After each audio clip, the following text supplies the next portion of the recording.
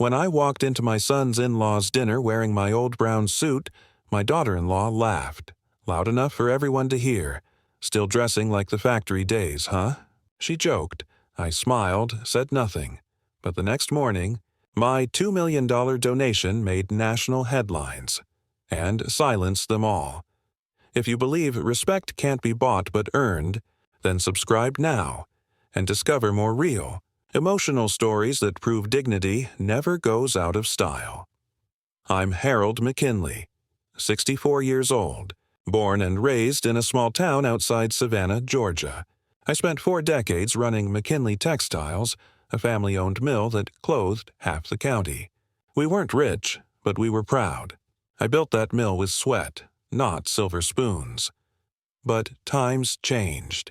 When cheaper imports hit the market, I sold the business and retired modestly. Nothing fancy, just a simple home, old pickup, and a quiet life. My son, Ethan, took a different path. Business school, corporate job, big city dreams. I supported him every step, though I could tell he sometimes wished I was. More refined, as he put it. Then came her Madison, his wife. Pretty, polished, and painfully aware of it. Her parents ran a luxury interior design firm in Charleston. Old money, private clubs, the kind who pronounce napkin like it costs $100. When Ethan invited me to dinner at Madison's parents' home, I was nervous but glad. I hadn't seen my son in months, and I hoped we could reconnect. I put on my best brown suit, the same one I wore to every important occasion. The one my late wife Helen used to say made me look distinguished. The evening started fine. The table was set with crystal glasses, soft music, and the faint smell of truffle oil. But I could feel the glances. Madison's smirk, her father's polite nod, her mother's forced smile. Halfway through dinner, Madison leaned toward Ethan and whispered, not quietly enough, "I told you he'd wear that same suit again. It's like he's allergic to new clothes." A few chuckles followed. I pretended not to hear. Then her father joked, "Harold, do you ever miss running that little, what was it? Fabric shop?" "It was a mill," I said calmly. "And I still miss the sound of the looms." The air went quiet for a second, but Madison broke it with a laugh. "That's adorable. From factory floors to filet mignon." I smiled, took a sip of water, and looked at my son. Silent, eyes down. That night I drove home under the pale streetlights, not angry, just disappointed. They saw a man in an old suit. They had no idea what that man still owned. The drive home that night was quiet, but my mind wasn't. Madison's laughter echoed in my head, sharper than the clinking of their crystal glasses. I wasn't hurt by the insult itself.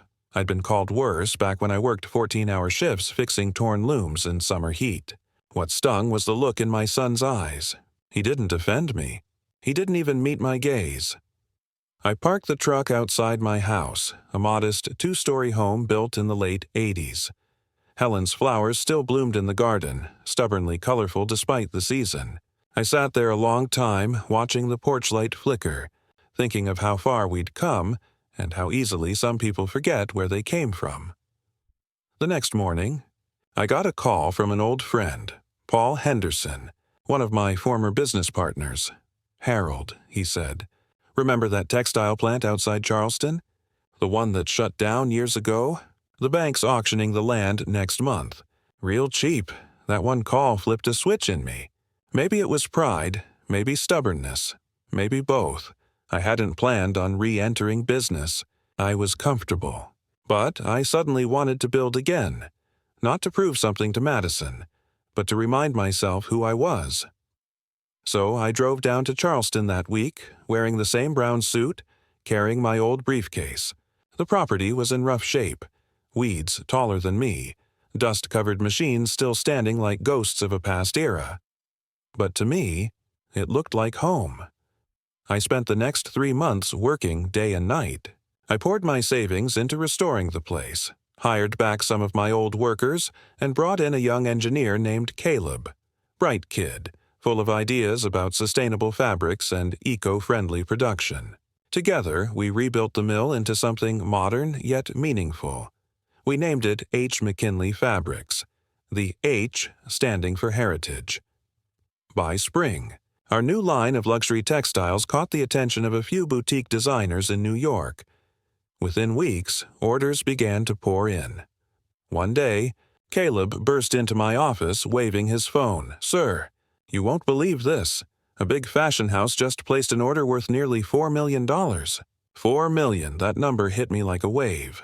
I wasn't chasing revenge, but life had a funny way of returning your dignity when you worked hard enough for it. Around that same time, Ethan called me. "Dad," he said awkwardly, "Madison's parents are hosting another dinner next weekend. They wanted to invite you again. Said they feel bad about last time." I almost said no, but then I thought, maybe it was time for another visit. So that weekend, I put on that same brown suit, not because it was all I had, but because it was all I needed. When I arrived, the house looked even grander than before. Madison opened the door, her polished smile instantly fading into surprise. "Mr. McKinley, you came," she said softly, as if unsure whether she wanted me to. "Yes," I said with a calm grin. I figured it was time to catch up. At dinner, her father leaned back and asked, "So, Harold, what have you been up to since your retirement?" Before I could answer, Madison chuckled. "Oh, probably gardening or bird watching. My dad says that's what most folks do after factory work." I smiled again. "Actually," I said, "I just signed a $4 million supply contract with a fashion label in New York." The room went silent. Forks stopped midair. Her father blinked. "I beg your pardon?" I slid a small business card across the table. H. McKinley Fabrics, Sustainable Luxury Textiles. Madison's jaw dropped. Ethan finally looked at me. Really looked at me. For the first time in years. That night I didn't feel vindictive. I just felt seen, but little did they know, that wasn't even the best part of my story yet.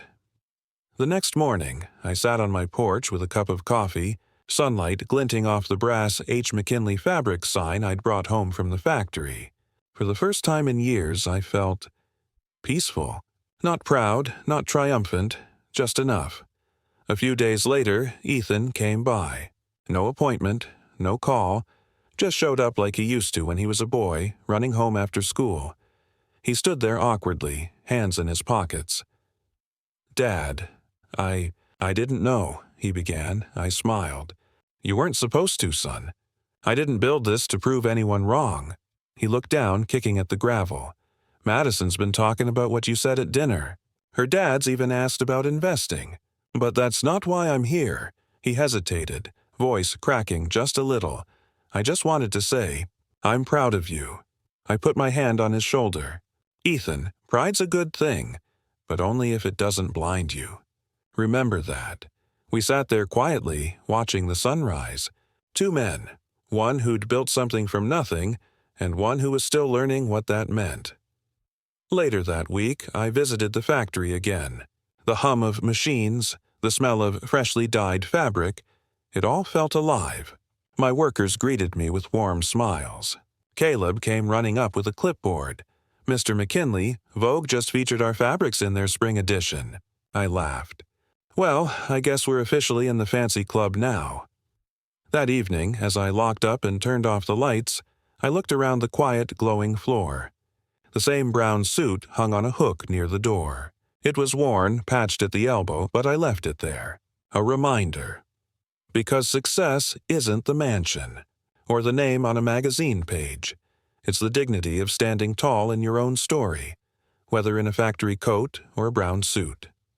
As I stepped out into the cool Charleston air, I whispered to myself, the fabric of a man isn't measured by what he wears, but by what he weaves. And with that, I walked home, the porch light already waiting for me. If you believe true worth can't be judged by appearance, hit that subscribe button, because stories like these deserve to be heard. A week later, something unexpected happened. The story, "Old Man Donates $2 to Save Local Textile Workers," started spreading online. It began with a small-town newspaper article but quickly made its way to national headlines. Suddenly, there I was, My photo in that same brown suit, coffee in hand, under the bold caption, "The Fabric King Who Never Forgot His Roots." Calls started pouring in. Reporters, charities, even business schools wanting me to speak. I turned most of them down, but one invitation caught my attention. From the very fashion company Madison's father worked for. They wanted to collaborate on a Made in America campaign, using my textile mill's fabrics. I chuckled when I read the email. Life, it seemed, had a sense of humor. The next evening, Ethan and Madison visited. She looked different. Not in her clothes, but in her eyes. Softer. A little humbled. "Mr. McKinley," she said quietly, "I owe you an apology. I judged you before I knew you." I waved my hand dismissively. "We've all done that at some point. What matters is what we learn from it." She hesitated, then smiled. "The company wants to feature you in their ad. As a symbol of resilience." I raised an eyebrow. "Resilience, huh? I guess I've been called worse." Ethan laughed for the first time in weeks. "Come on, Dad, the world should hear your story." A few days later, I stood before the camera, the same brown suit freshly pressed. The director asked me to hold a piece of fabric, one of our oldest patterns, and look straight into the lens. "What should I say?" I asked. "Whatever's true," he replied. So I did. "They say fabric tells a story," I began.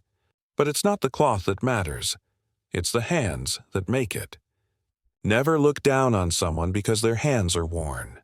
Those hands might have built everything you're standing on." The ad went viral overnight. And for once, not because of wealth or power, but because people saw themselves in it. Sometimes you don't need revenge or pride to make your mark, just honesty, and a little thread of grace.